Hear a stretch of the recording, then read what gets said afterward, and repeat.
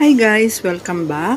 Ganito karami ang pila sa check-in counter, kaya kung noon 2 hours before your flight, ngayon 5 hours before your flight, dapat nakapila na kayo sa inyong check-in counter. Dahil hindi lang sa check-in counter kayo pipila, kundi pati na rin sa immigration at sa final security check.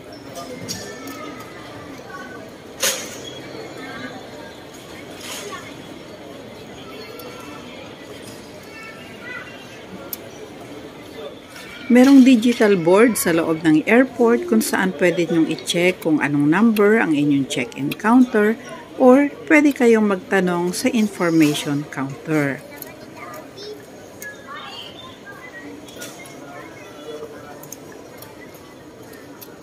Thank you guys for watching and see you again soon. Bye!